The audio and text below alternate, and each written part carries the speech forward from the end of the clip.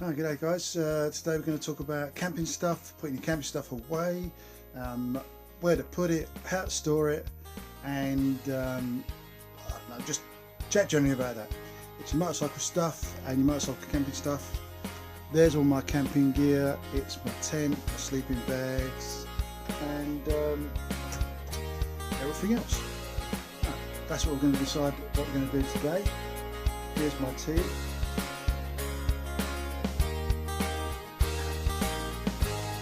That's my view. There's my cat. Let's go.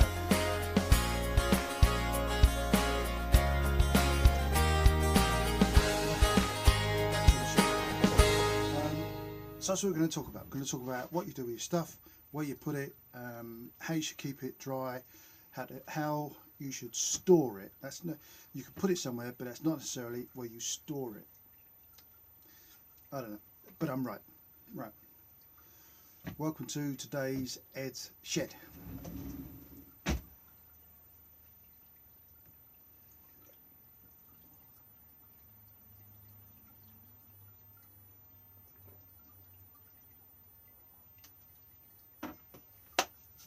Right, okay. This is for the people that want to put their stuff away for the winter. A lot of you go away for the winter, a lot of you still ride your bike through the winter. I do, I ride my bike all year round.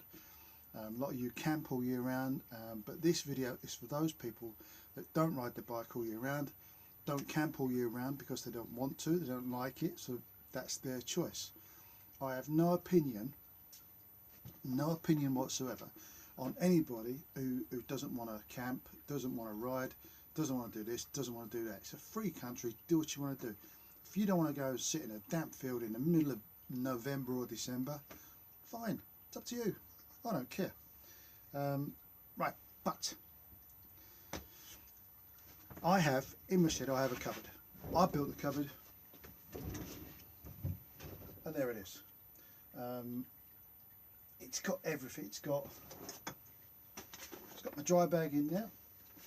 It's got a tent in there. It's got a sleep mat in there. It's got my chair in there. It's got a ground sheet, and it's got everything in there. It's got all of my cooking stuff in there, all of it. Another sheet.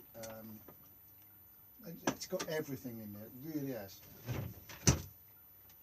At the bottom of that, it's got my wash bag system. It's got everything in there. It really has. It stays dry because it's in this waterproof bag.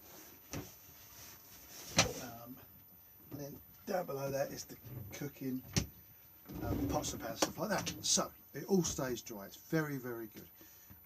This shed, it's not a dry shed. Things do get damp in it. That's just the way things are. That's life, right? But this is for those who don't want to give up camping over the winter time and they want to keep going. No, that's another video. This is for those guys who don't want to keep camping, who want to lay it up over the winter. That's what this is. We're going to start at the. I don't suppose you can start. We'll start on the outside and work in. Right, your tent. Your tent is the first thing you lay up. If you've been away, you've come back and you're thinking, right, that's it, no more, won't do no more. You've got to make sure that tent is dry. If the tent ain't dry, it will rot quicker than a tent that rots. But you've got to make sure it's dry. When you've been away, before you lay it up for the winter, open it all out, make sure it's all clear of any bugs, debris, make sure it's clean, make sure it's not damp, and give it a good airing. I don't know, throw it over the banisters, throw it over the back of the table, throw it over where you like. As long as you give it a good airing, make sure it's dry before you put it back in the dry sack. I'll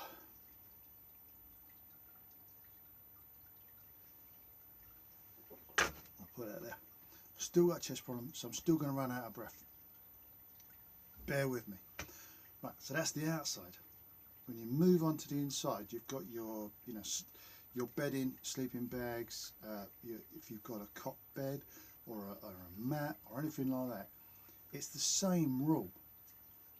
You have to get it out, make sure it's all dry completely, I mean absolutely inside and out, if you, with regards to sleeping bag, and then you can put it away. Except the sleeping bag. You don't put the sleeping bag back in the roll mat, you don't put it back in the stuff bag, you don't roll it back up, you hang it up in your wardrobe.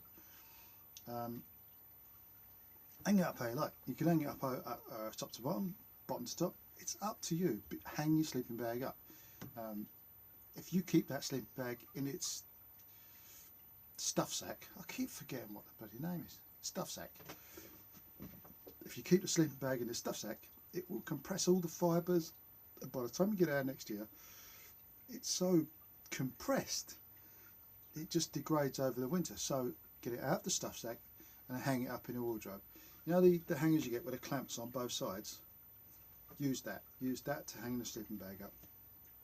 It doesn't matter if the sleeping bag is too long and it hangs on the floor and all that. That doesn't matter, but don't keep it stored in the stuff sack. That goes for if you go away in, I don't know, go away in April, you're not going away again until September. Same thing. Get your sleeping bag out, hang it up, don't keep it in the stuff sack. It's good advice, you'll benefit from it. Your sleeping bag will last longer and it will be warmer because you've let the fibres breathe and expand and do what they've got to do. Trust me, it works. It works, it works, it works. It's good advice. If you've got a bit of wood sticking in your leg, if you've got what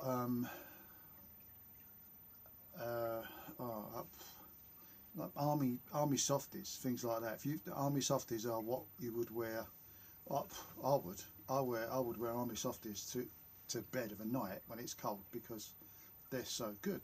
They keep you so warm. But if you've got a specific set of clothes that you wear just for the night time when you're in your sleeping bag, again the same thing. Don't put them in a stuff sack. Hang them up in your wardrobe, hang them up in your cupboard, hang them somewhere nice and warm and dry. It's the best thing to do.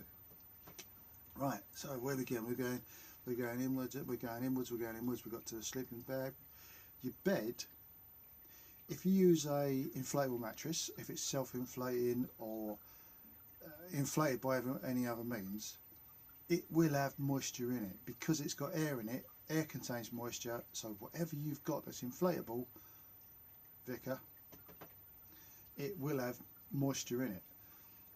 Keep that thing indoors, so make sure it drives all the moisture out. Otherwise, it will go funny inside. It will do. It's natural.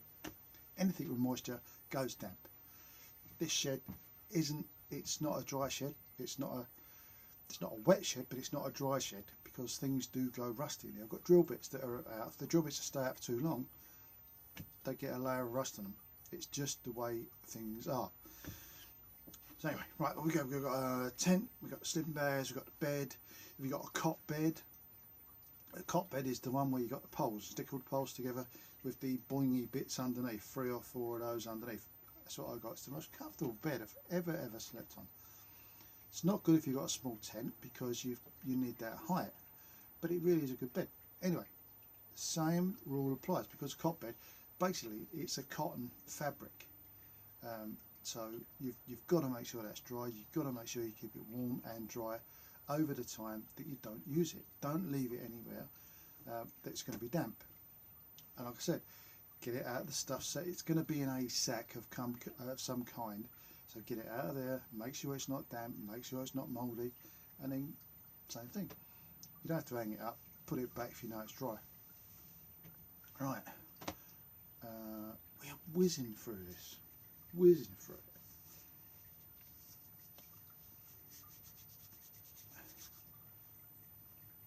Tent, sleeping bags, bed, things you lay on, what's next, ground sheet, if you've got a ground sheet. Exactly the same rule applies. And I'll tell you what, it's the I could have shortened this video by about 2 minutes. because the same rule applies to absolutely everything.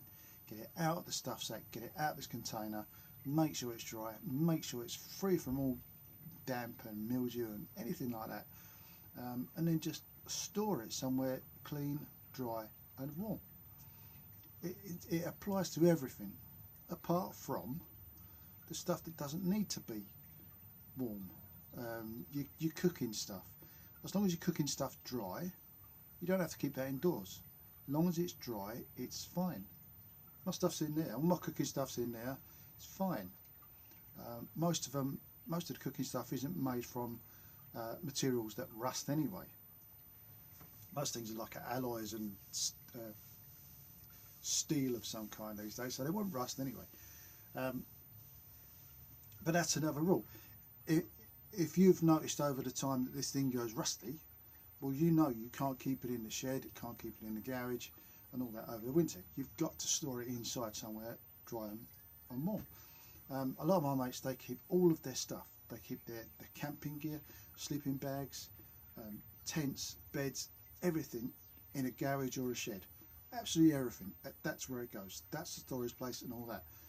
And everything is sort of locked down for the winter and doesn't come out again until the springtime. Well, I don't quite cotton on to that idea, I'll have you know. I think that's a silly idea. And the times I tell them, they just don't listen, because some folks are just plain dumb.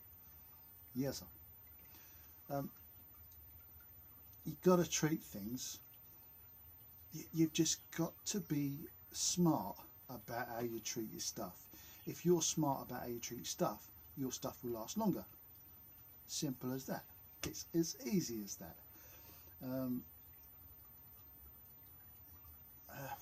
What else? Right. Your clothing. You don't forget your clothing.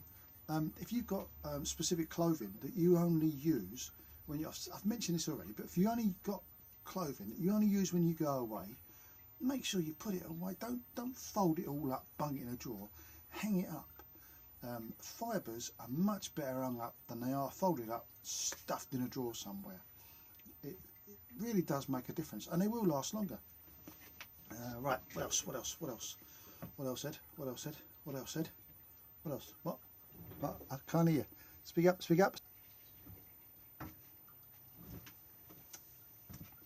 Yeah. Your motorcycle clothing. Again, I've got people that, mates of mine, who keep all their bike gear in the, in the shed and in the garage and in the lockup, whatever. What's wrong with you? It's damp out there. Damp is no good for fabric. That's the easiest way to put it. Damp is no good for fabric. If you've got bike gear that's got fabric involved with it, which all of it has, keep it somewhere warm and dry, or just dry would be a good start. Take it indoors, put it indoors. Even if you put your bike gear in the bottom of a cupboard somewhere, but put it indoors. Don't keep your bike gear in your sheds and your garages. It really won't do them any good at all.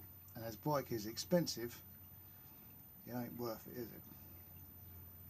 I think that's about it for this little video. It's only a short little video, but so I'd share them views with you. You're laying your bike up over the winter, that's a totally different subject. And should we talk about it now? We could talk about it now, could we? Yeah, well, why not? Go on then. Alright, okay, I will. All right. No, ain't gonna. We'll do it for next time. Also, on the next video, I want to start on that the air rifle renovation project that I want to get going. I want to do that. I had the air rifle. I've promised myself I'm going to do it, and I promised you guys I was going to do it last time. I've still not started it, and I want to get it done. What it is, I'll show you it right there.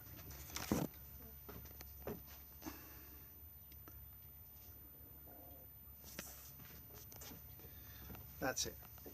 That's the air rifle that I want to get renovated. So that's what I'll be going to do.